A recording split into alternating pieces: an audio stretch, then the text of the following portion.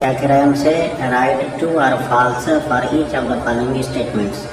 नीचे जो बयान दिए गए हैं इसमें से ट्रू यानी सही, फॉल्स यानी गलत, वो लिखेंगे कौन से हैं। तो देखें, पहला 0/5 इज ए रेशनल नंबर।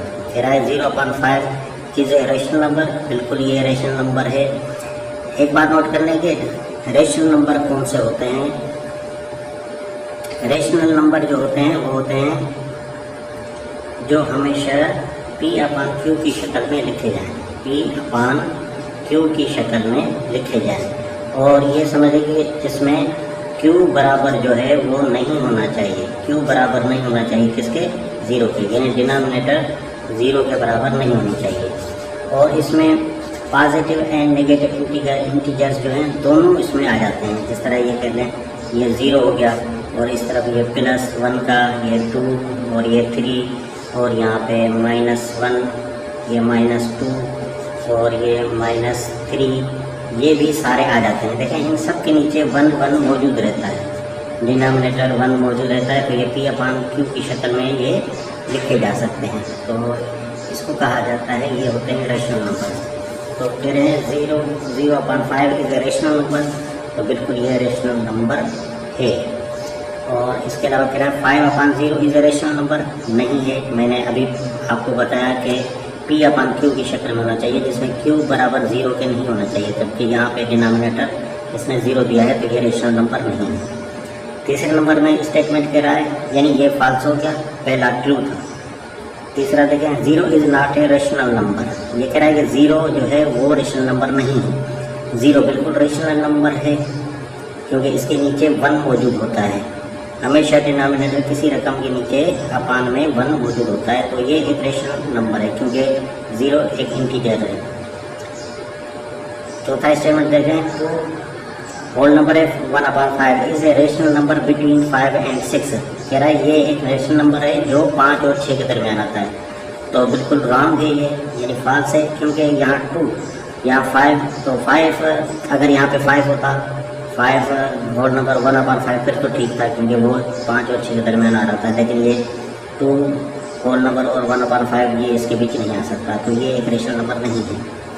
पांचवा है negative integers are rational numbers. बिल्कुल मैंने अभी आपको बताया कि पॉजिटिव हो या नेगेटिव हो, ये होते हैं रेशनल नंबर्स होते हैं।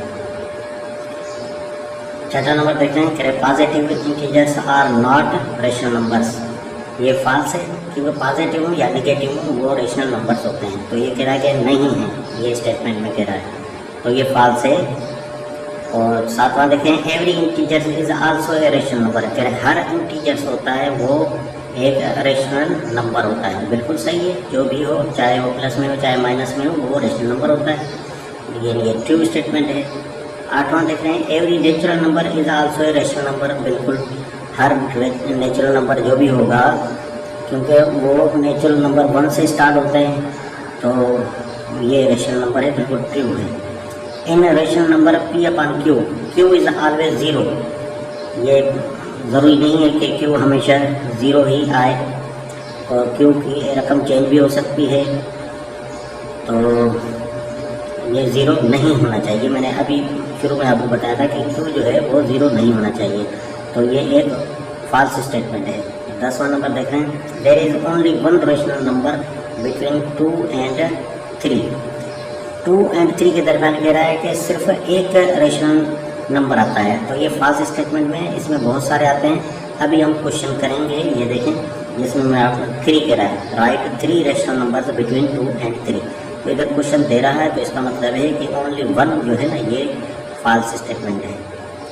11 नंबर देखें, rational numbers are in the form P/Q where P and Q are always natural numbers. कह रहे हैं P/Q हमेशा वो नेचुरल नंबर्स होते हैं, तो ये ज़रूरी नहीं है कि वो हमेशा नेचुरल नंबर्स हों। नेचुरल नंबर्स को यहाँ खुद कह रहा है कि P/Q, तो ये ज़रूरी नहीं होता है कि ये हमेशा ही नेचुरल नंबर, तो ये एक फॉल्स स्टेटमेंट है।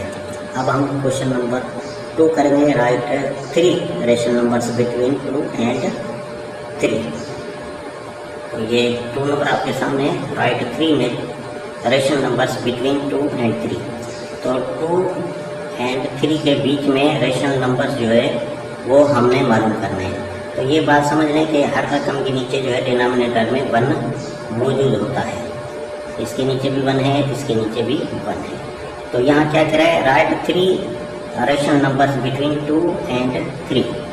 तो 3 कह रहा है नंबर, तो ये याद रखें 2 कहे तो यहाँ पे जो है वो मल्टीप्लाई करेंगे एक अदद ज़्यादा करके 3, और यहाँ 3 कह रहा है तो एक अदद ज़्यादा करके यहाँ मल्टीप्लाई करेंगे यानी 4। अगर 4 अदद कहता यानी 4 नंबर्स कहता तो यहाँ 5 लिखते, यहाँ 6 कहता तो यहाँ 7 लिखते। और ये मल्टीप्लाई दोनों तरफ करना है, यानी न्यूमरेटर में भी करना है और डिनोमिनेटर में भी करना है। और इसी तरह इसमें भी करना है वही 21 4, और इसके नीचे भी 1 है तो ये 4। तो अब देखें कि ये कितने हो गए, ये 2 4 8 हो गए, और यहाँ हो गए 1 4 4। तो स्टेटमेंट में कोई फ़र्क नहीं आया। ये देखें 1 4 4 और 2 4 8, कोई फ़र्क नहीं आया। 3 4 ये हो जाएगा 12 अपान ये हो जाएगा 4। अब 3 नंबर हमने देखने हैं, तो ये देखें 3 नंबर्स कौन से ऊपर हैं।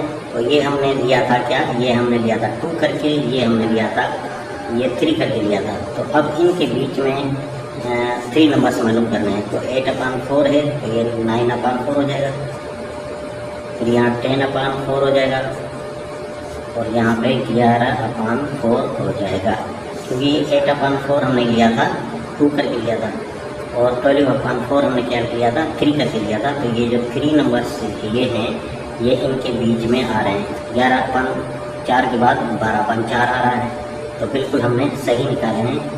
तो यही हो जाएगा इसका आंसर। बहुत ही आसान तरीका होता है 2 या 3 नंबर्स निकालने का।